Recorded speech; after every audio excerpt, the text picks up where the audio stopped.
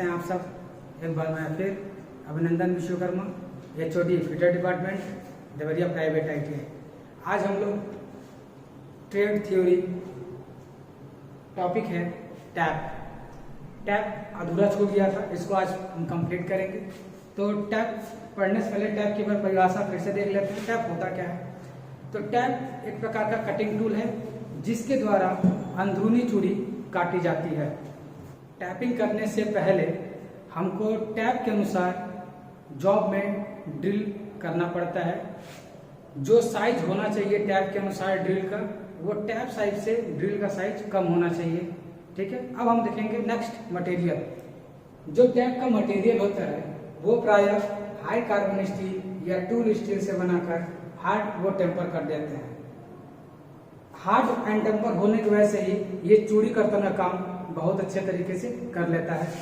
अब हम इसके इमेज के माध्यम से इसके मेन पार्ट्स कौन कौन से होते हैं उस पर डिस्कस करेंगे। टैप के पार्ट्स, जो टैप के पार्ट्स होते हैं वो जो मुख्य हैं इसको हम बता देते हैं। सबसे ऊपर का हिस्सा चौकोर होता है। स्क्वायर होने की वजह से ये टैप रिंच में इजीली फंस जाता है। स्क्वायर होने की वजह से इसको हम लोग मैनुअली हैंड टैप रिंच से चलाते हैं।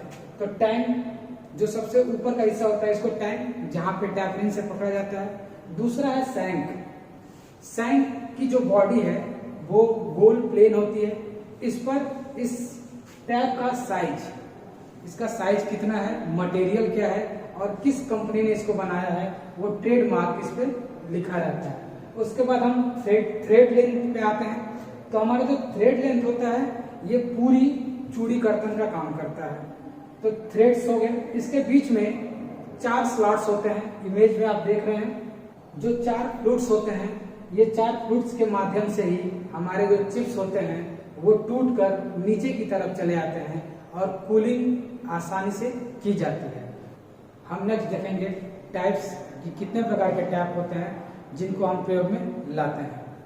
कार्य के आधार पर हम कई प्रकार के टैप्स प्रयोग में ला जाते हैं, जिसमें हमारा पहला होता है हैंड टैप। हैंड टैप का ऊपरी जो टैंक होता है वो चौकोर होता है, जिसको टैप रिंच के माध्यम से हम लोग चलाते हैं। ये हैंड टैप स्टैंडर्ड साइज में पाई जाती है। इसमें BSF, BSW 3 सेट में पाए जाते हैं। वहीं पर BA यानी ब्रिटिश एसोसिएशन थ्रेड 2 सेट में पाई जाती है। हैंड टैप के अंतर्गत 3 मुख्य टैप आते हैं, जिसमें पहला हमारा होता है टेपर टैप, दूसरा होता है इंटरमीडिएट टैप और तीसरा होता है बॉटमिन टैप। अब हम पहला देखते हैं टेपर टैप। हैंड टैप में पहला टेपर टैप। हम टेपर टैप को रफर टैप के नाम से भी जानते हैं। ये नोट में कहीं लिख लीजिएगा, इसको हम लोग रफर टैप के नाम से जानते हैं। इसकी 6 से 7 दांतें टेपर में होती है, जिससे ये होल में आसानी से बैठ जाए, जिससे इसके द्वारा जो चूड़ी बनती है वो सिर्फ धारी बन जाती है, लेकिन फिनिशिंग नहीं होती है। और ड्रिलिंग करने के बाद जो सबसे पहला टैप प्रयोग किया जाता है तो ये टेपर टैप ही प्रयोग किया जाता है। दूसरा इंटरमीडिएट टैप। इंटरमीडिएट टैप को मीडियम टैप भी कहते हैं और इसके 4 से 5 दांतें टेपर होती है। इसका प्रयोग टेपर टैप के ठीक बाद किया जाता है। इसका मुख्य काम थ्रेड बनाना होता है। उसके बाद तीसरा बॉटमिन टैप। बॉटमिन टैप को फिनिशिंग टैप भी कहते हैं, यानी फाइनल टैप यही होता है, इसको फाइनल टैप भी कहते हैं। और इसकी 1 या 2 दांतें चेम्फर होती है, जिसका प्रयोग चूड़ी को फाइनल टचअप देने के लिए किया जाता है। जैसे चूड़ी में पॉलिशिंग हो, एक एग्जैक्ट इसका पिच हो, तो फाइनल टचअप बॉटमिन टैप के द्वारा ही दिया जाता है। तो ये 3 टैप हैं। तो ये टैप कभी प्रयोग करने के लिए ये क्रम सही हम लोग आते हैं। यदि ये क्रम किसी भी कारण आगे पीछे होता है तो टैप टूटने के चांसेस मैक्सिमम होते हैं। तो हमको सबसे पहले कभी भी टैपिंग करते समय फर्स्ट टैप यानी taper tap, second tap intermediate tap, third tap bottoming tap प्रयोग करते हैं। हम नेक्स्ट देखेंगे मशीन टैप। हमारा दूसरा होता है मशीन टैप। मशीन टैप का डिजाइनिंग ऐसा किया जाता है कि यह लगातार काम कर सके। इसका मैक्सिमम प्रयोग हम ड्रिल मशीन और लेथ मशीन पे करते हैं। मशीन टाइप की इमेज आप देख ही रहे हैं। इसकी स्पेशल कार्य लेथ मशीन और ड्रिल मशीन पे किया जाता है और इसका प्रयोग करने के साथ इसका टैपिंग अटैचमेंट जरूर लगाना पड़ता है जिससे काम सुचारू रूप से हो सके। नेक्स्ट हम देखेंगे तीसरा एक्सटेंशन टैप। हमारा तीसरा है एक्सटेंशन टैप। इसको पुली टैप के नाम से भी जानते हैं क्योंकि इसका स्पेशली प्रयोग पुल्ली में चूड़ी काटने के लिए किया जाता है। जो एक्सटेंशन टैप होता है इसकी खासियत ये होती है कि जो सैंक होती है, यहाँ पे हमने जो इमेज बनाया हुआ है, इसकी जो ये सैंक होती है, ये सैंक आवश्यकता से अधिक लंबी होती है जिसका प्रयोग अधिक गहराई में भी जाके चूड़ी काटी जाती है। आप एक्सटेंशन टैप की इमेज स्पष्ट देख रहे हैं। हम नेक्स्ट देखेंगे मास्टर टैप। नेक्स्ट है मास्टर टैप। मास्टर टैप नाम से ही देख रहे हैं कि ये मास्टर तो होगा। इसके द्वारा जो थ्रेड बनाई जाती है वो बहुत ही परिशुद्ध बनाई जाती है। इसकी खासियत क्या होती है, जो हमारी ये फ्लूट की संख्या होती है, ये फ्लूट की संख्या 6 से 8 होती है जिससे चिप्स आसानी से और जल्दी निकल जाता है और जो इसके द्वारा थ्रेड बनता है वो बहुत फाइन और बहुत शुद्ध और एक्यूरेसी के साथ बनता है। हम नेक्स्ट देखेंगे मशीन स्क्रू टैप। नेक्स्ट हमारा मशीन स्क्रू टैप है। यह टैप छोटे हैंड टैप की तरह प्रयोग में लाए जाते हैं। जो ये टैप होती है इसका काम बहुत छोटे साइज में टैपिंग करने के लिए होता है। इसके द्वारा जो टैपिंग की जाती है वो 1/4 इंच से कम साइज के लिए किया जाता है। इसमें जो टैप होता है वो नंबरों में पाई जाती है। जो मशीन स्क्रू होती है वो 0 से 12 नंबर में पाई जाती है। जो 0 नंबर का साइज होता है वो 0.060 इंच में होती है और जो 12 नंबर का साइज होता है वो 0.216 इंच होता है। अब हम नेक्स्ट देखेंगे नट टैप। हमारा छठवां होता है नट टैप। नट टैप का स्पेशली प्रयोग नट की थ्रेडिंग करने के लिए किया जाता है। इस टैप की डिजाइनिंग ऐसी की जाती है कि जब थ्रेडिंग हो तो थ्रेड होने के पास नट क्या होता है निकल के हमारा सैंक के ऊपर चला होता है। चला जो थ्रेडिंग होती है तो थ्रेडिंग होने के बाद नट हमारा सैंक के ऊपर चला आता है जिससे ये प्रक्रिया कंटिन्यूअस चलती होती है। इसकी डिजाइनिंग ऐसे कर दी जाती है कि जो नट का माइनर डायमीटर होता है उससे कम की हमारी इस नट टैप की सैंक होती है। अब हम नेक्स्ट देखेंगे स्पेशल टैप्स। स्पेशल टैप हमारा पहला है गन टैप। गन टैप एक पॉइंटेड टैप होता है जिसके आगे का पॉइंट को कुछ स्पेशली डिजाइन किया जाता है। इसका प्रयोग थ्रो होल यानी जो होल पूरी तरह से खाली है वहां पे प्रयोग करने के लिए किया जाता है। गन टैप की इमेज आप देख रहे हैं। दूसरा होता है फ्लूटलेस स्पाइरल पॉइंटेड टैप। इसको स्टक टैप भी कहते हैं। इसका मुख्य प्रयोग पतले जॉब की टैपिंग करने के लिए किया जाता है। इसका जो स्ट्रेंथ है वो गन टैप से अधिक मजबूत होती है और जो इसके आगे का कोनिकल पॉइंट होता है जो ट्रेंगुलर शेप के लिए बहुत ही स्पेशली प्रयोग किया जाता है। हम नेक्स्ट देखेंगे हेलिकल फ्लूटेड टैप। ये जो टैप होता है इसको ऐसे डिजाइन किया जाता है जिससे ये लगातार गति में काम कर सके। इमेज आप देख रहे हैं। जो ये हेलिकल फ्लूटेड टैप होता है इसका मुख्य प्रयोग स्लॉट और कीवे में थ्रेडिंग करने के लिए किया जाता है। नेक्स्ट हम देखेंगे thread forming tap. Thread forming tap ऐसा है जिसमें कोई भी थ्रेड के चिप्स नहीं कटते हैं। इसमें फॉर्म चेंज हो जाता है, मतलब डिफॉर्मेशन होता है, एक रूप से दूसरे रूप में परिवर्तन हो जाता है। ये ऐसी थ्रेडिंग प्रक्रिया है जिसमें कोई चिप्स वगैरह नहीं निकलता है और इस टैप का मैक्सिमम प्रयोग एल्युमिनियम, तांबा, पीतल वो शीशे के लिए प्रयोग किया जाता है। जो हमारा ये दूसरा है फ्लूटलेस स्पाइरल पॉइंटेड टैप। जो ये टैप होती है इसमें कोई फ्लूट्स नहीं होते हैं। नेक्स्ट हम टैप ड्रिल साइज निकालना जानेंगे। टैप ड्रिल साइज, जो टैप ड्रिल साइज है इसमें हमको टैप के लिए ड्रिल का साइज निकालना होता है। तो कभी भी हमको जॉब में टैपिंग करने से पहले ड्रिल का साइज निकालना बहुत जरूरी है। यदि हम ड्रिलिंग करते हैं तो कभी भी जो टैप का कोर डायमीटर होता है उतना ही डाया का यदि ड्रिल होता है तो टैपिंग अच्छे से होगी। यदि किसी कारण ड्रिल का साइज टैप के साइज से बड़ा हो जाता है तो हमारे टैप की जो थ्रेडिंग होगी वो नहीं बन पाएगी। या कभी कभी ये हो जाता है कि टैप के अनुसार ड्रिल की साइज बहुत छोटी हो जाती है जिससे उसका पॉइंट अंदर नहीं जाता है और जैसे ही टैपिंग प्रक्रिया की जाती है तो टैप हमारा टूट जाता है। तो अब हम टैपिंग प्रक्रिया ऐसा करते हैं जिससे कोई दिक्कत ना आए। तो जो टैपिंग प्रक्रिया की जाती है वो ब्रिटिश पद्धति में अपनाई जाती है। जो ब्रिटिश पद्धति है जैसे BSW, BSF, ये जो थ्रेड्स होती हैं वो इंच में पाई जाती हैं और जो इनका कुछ फार्मूला होता है तो अब हम उसके फार्मूलों को ध्यान देंगे। हम जो टैप ड्रिल साइज निकालते हैं वो ब्रिटिश स्टैंडर्ड थ्रेड के आधार पर निकालते हैं और ब्रिटिश स्टैंडर्ड थ्रेड के अंतर्गत BSF आता है, BSF यानी ब्रिटिश स्टैंडर्ड फाइन थ्रेड। दूसरा आता है BSW, British standard with work thread, और एक और आता है BA, ब्रिटिश स्ट्रेशन। जो ये हमारी थ्रेड होती है ये इंच में होती है, ठीक है। और हर इसका जो थ्रेड्स होता है और जो इनकी पिच होती है सभी की पिच हर इंच में अलग अलग होती है, ठीक है। अब हम जो हमारा फार्मूला होता है TDS यानी tap drill size equal to TS यानी टैप साइज माइनस 2D।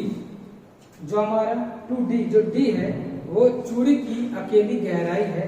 जो हमारी अकेली गहराई होती है यानी पिच की जो गहराई होगी वो 0.61 होती है या 0.64 होती है।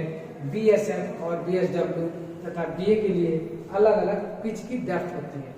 दूसरा फार्मूला होता है TDS यानी tap drill size equal to TS tap size गुणे 7/8 माइनस 1/32 इंच। ये दूसरा फार्मूला है। इन्हीं फार्मूलों के आधार पर हम टैप के ड्रिल साइज निकालते हैं। जो हमारा ब्रिटिश स्टैंडर्ड थ्रेड्स था इसके लिए जहां D की वैल्यू जो हमने बताया था आपको चूड़ी की अकेली गहराई, तो जो अकेली गहराई होती है वो 0.64 P यानी पिच से गुणा कर देंगे। नेक्स्ट ये जितनी भी थ्रेड थी ये इंच में हम लोग देखते थे। नेक्स्ट हम देखते हैं इंडियन स्टैंडर्ड थ्रेड। जो ये थ्रेड होती है इसको हम मीट्रिक में प्रेजेंट करते हैं। तो मीट्रिक में थ्रेड में इसका व्यास और इसका पिच दोनों लिखते हैं। उदाहरण के रूप में इसको हम लिखते हैं जैसे यदि किसी का जो डायमीटर है वो लिखना होता है तो हम इसको m से डिनोट करते हैं। M10 जो 10 हो गया इसका डाया गुणे 1.5 यानी 1.5 क्या है इसकी पिच। तो इंडियन स्टैंडर्ड में ऐसे हम इसको हम प्रेजेंट करते हैं टैप ड्रिल साइज निकालने के लिए। तो जो टैप का हमारा साइज होता है 10 into 1.5 जो इसकी पिच हो गई। अब इंडियन स्टैंडर्ड के लिए जो फार्मूला होता है वो भी लगभग सेम होता है। फार्मूला एक बार देख लेते हैं। तो हमारा टैप ड्रिल साइज जो TDS है इसका मतलब होता है tap drill size tap size minus 2D। तो जो हाँ D है वो D चूड़ी की अकेली गहराई, तो जो यहाँ पर अकेली गहराई है वो 0.61 पिच होती है। दूसरा क्या कह रहा है TDS, तो TS यानी टैप साइज गुणे 0.8 यानी जहां तक जो ये वैल्यू है M10 ये M10 तक। जैसे यदि किसी का टैप है जो M10 तक है तो यहाँ तक के लिए ये फार्मूला हमारा अप्लाई होगा। लेकिन जैसे ही यह M12 हो गया, ठीक है, तो हमारा ये फार्मूला अप्लाई नहीं होगा, तब हमारी फार्मूला चेंज हो जाएगी। तो हमारा इसके लिए जो टैप साइज हो जाएगा टैप ड्रिल साइज, तो हमारा TS गुणे 1.1 पिच किसके लिए है M10 से अधिक के लिए, ठीक है। तो ये हमारा फार्मूला दूसरा हो गया। इन्हीं फार्मूलों के आधार पे हम टैप ड्रिल साइज निकालते हैं। अब हम नेक्स्ट देखेंगे टैप रेंज। तो हमारा टैप टैप रिंच एक प्रकार का टूल है, इमेज में आप देख रहे हैं। तो इसका मुख्य प्रयोग हम क्या करते हैं, टैप के सैंक जो टैंक है उसको पकड़ने के लिए प्रयोग करते हैं। टैंक को पकड़ने के बाद उसको हम मूव करके थ्रेडिंग का काम करते हैं। तो जो टैप रिंच है स्पेशली टैपिंग में प्रयोग किया जाता है। तो जो टैप रिंच जो होता है यह मुख्य 3 प्रकार के होते हैं। इसमें हमारा पहला होता है सॉलिड टैप। तो सॉलिड टैप की जो खासियत होती है ये केवल एक ही साइज के टैप को पकड़ सकता है। जैसे यदि ये 8 mm टैप के लिए है तो सिर्फ 8 mm का ही टैप पकड़ेगा, 10 mm टैप के लिए प्रयोग नहीं किया जाता है। दूसरा होता है हमारा एडजस्टेबल टैप रिंच।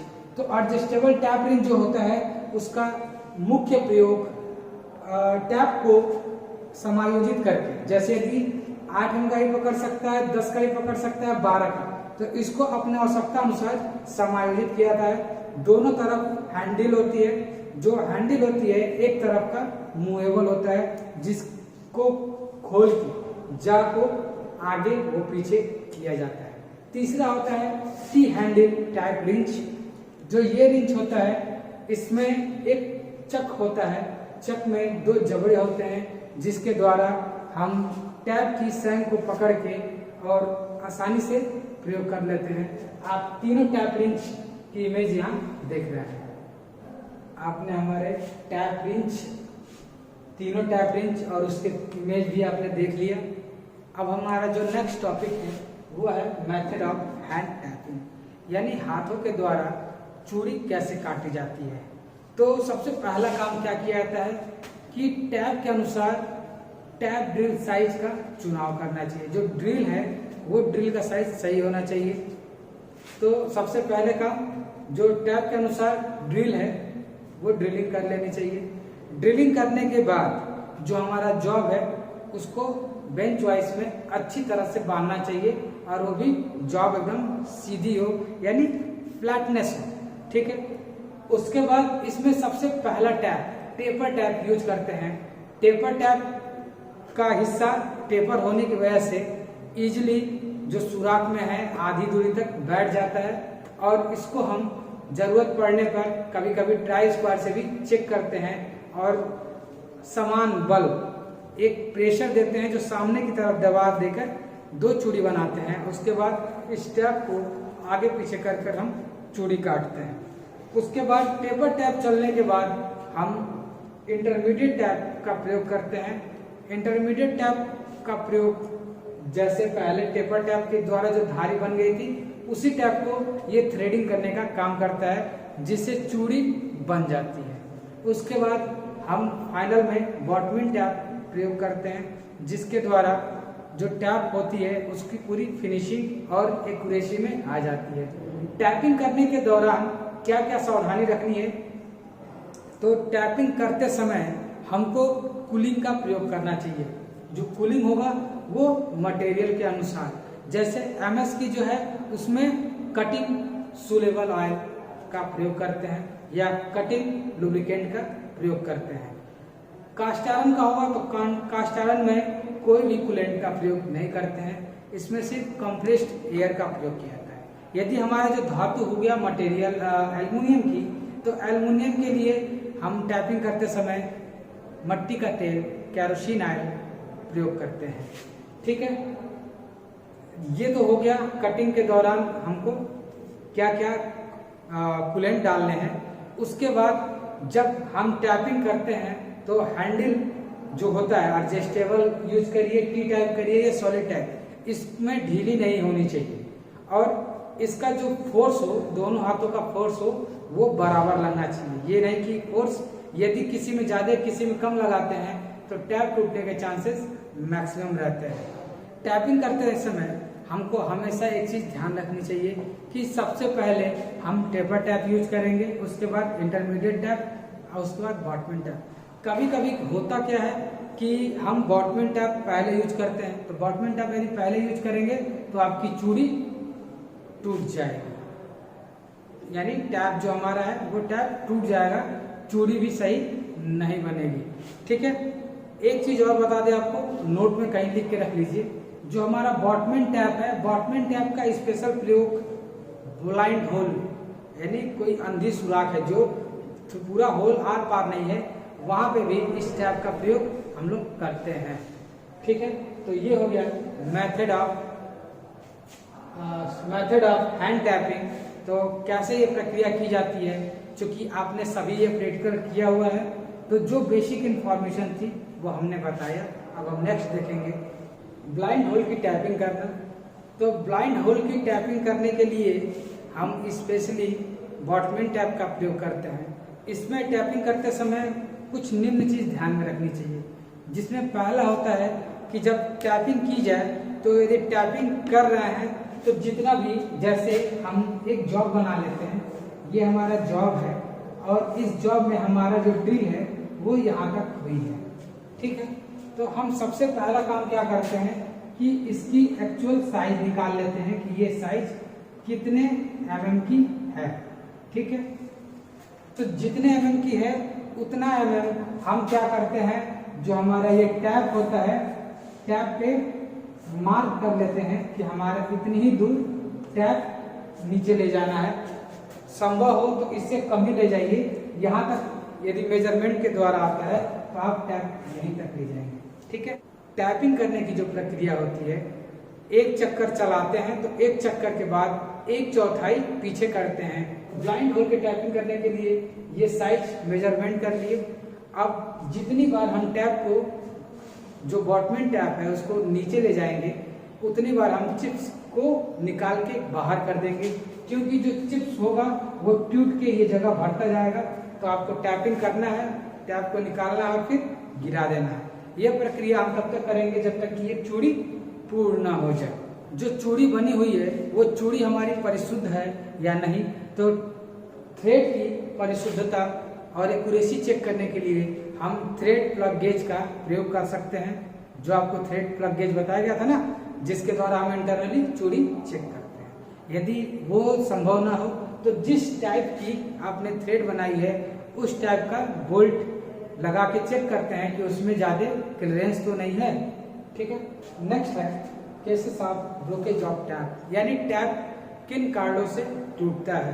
तो जो टैप टूटने का जो निम्न कारण होता है उसमें सबसे पहला होता है कि टैपिंग के अनुसार ड्रिल होल के साइज का छोटा होना, जिससे टैप टूट जाती है। ड्रिल उसके बाद दूसरा होता है ड्रिल का घिस जाना, घिसे होने की वजह से भी टैप टूट जाती है।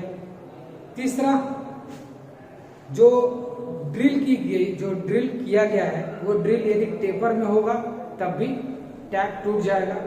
चौथा, हमारा जो जॉब वाइस में बांधा जा रहा है वो किसी कारण ढीला हो गया, और ढीला होने की वजह से भी कभी यदि टैपिंग कर रहे हैं तो स्लिप होने की वजह से भी टैप गिर के टूट जाती है।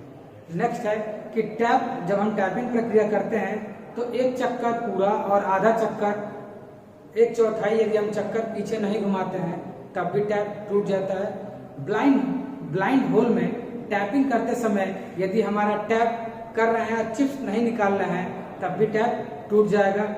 नेक्स्ट, टैपिंग करते समय यदि हम कूलेंट का प्रयोग नहीं करते हैं तब भी हमारा टैप टूट जाएगा।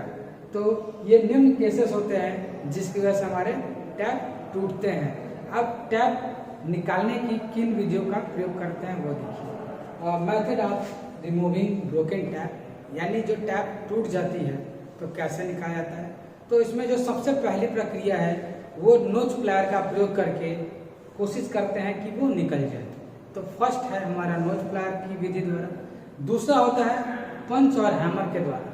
पंच और हैमर के द्वारा हैमरिंग करके निकालते हैं कि वो निकल जाए। तीसरा होता है टैप एक्सट्रैक्टर के द्वारा, जो एक टैप एक्सट्रैक्ट होता है जिसके द्वारा हम इसको लेफ्ट हैंड साइड करते हैं। इसमें मल्टी स्टार्टेड थ्रेड होता है जिसको घुमाने की वजह से ये इजीली ओपन हो जाता है। नेक्स्ट प्रक्रिया है हीट करके। हम क्या करते हैं, टैप जिस जॉब में फंसी हुई है उस जॉब को एनलिंग करते हैं हीट के माध्यम से। उसके बाद उस टैप में ड्रिलिंग करते हैं और ड्रिलिंग करने के बाद टैप लगा के हम उसको खोल दे देते हैं। नेक्स्ट है एक्सरे लेजर किरणों के द्वारा उसको कटिंग करके, या नेक्स्ट जो तरीका होता है वो एसिड डाल के ओपन करने का प्रयास करते हैं। तो ये हमारी कुछ मुख्य विधि है जिनके द्वारा हम टूटे हुए टैप को आसानी से निकाल लेते हैं। हमारा स्टड स्ट्रक्चर इसका प्रयोग टूटे हुए टैप को निकालने के लिए किया जाता है। यह देखने में टैप की तरह ही होता है, लेकिन ये टेपर होता है। इसमें जो थ्रेड्स होते हैं वो लेफ्ट हैंड होते हैं, न कि राइट हैंड, और इसमें मल्टी स्टार्ट थ्रेड होते हैं। मल्टी स्टार्ट थ्रेड होने की वजह से इसको हम जब लगाते हैं, लेफ्ट हैंड होता है, इसका जब प्रयोग करते हैं तो ये इजीली टैप में जाके फंस जाता है और रिमूव हो जाता है। इसका मुख्य प्रयोग टूटे हुए टैप को निकालने के लिए किया जाता है। आप स्टड स्ट्रक्चर का इमेज आप देख रहे हैं। टूटे हुए टैप को निकालने के लिए हम स्टड स्ट्रक्चर को उल्टी दिशा में घुमाते हैं, जिससे ये टैप आसानी से निकल जाए। हम नेक्स्ट देखेंगे हमारा नेक्स्ट एंड लास्ट प्रिकॉशन यानी सावधानी। सावधानी क्या रखना चाहिए ये ध्यान रखें। सबसे पहले जॉब और टैप दोनों क्लीन होनी चाहिए। टैपिंग जो प्रक्रिया है वो ड्रिल होल के अनुसार ही करना चाहिए, यानी जो टैपिंग प्रक्रिया करनी है उसके अनुसार हमारा ड्रिल किया गया हो। टैपिंग प्रक्रिया बहुत अधिक तेजी से नहीं करना चाहिए और बहुत अधिक दबाव से भी नहीं करना चाहिए। यदि ज़्यादा अधिक दबाव से और अधिक तेजी से करेंगे तो दुर्घटना होने के चांसेस मैक्सिमम है। नेक्स्ट हमारा जो जॉब है वो बेंच वाइज में अच्छी तरीके से कसा होना चाहिए। टैप घिसा हुआ प्रयोग नहीं करना चाहिए। ठीक है, तो ये हो गई हमारी टैप की सावधानी। ये वीडियो कैसा लगा प्लीज़ आप लोग कमेंट करके ज़रूर बताएं, और इसमें किसी भी टॉपिक पे अभी तक आपने जो भी देखा इसमें कोई भी दिक्कत हो तो प्लीज़ कमेंट ज़रूर करिए, जिससे आपके कोई भी डाउट्स हो उसको क्लियर किया जाता है। हमें जानकारी है कि ये वीडियो लंबी हो रही है, लेकिन ये सारी थ्योरी बेसिस है तो लंबी होगी, लेकिन कॉन्सेप्ट पूरा क्लियर हो जाएगा। तो ये वीडियो देखने के लिए धन्यवाद।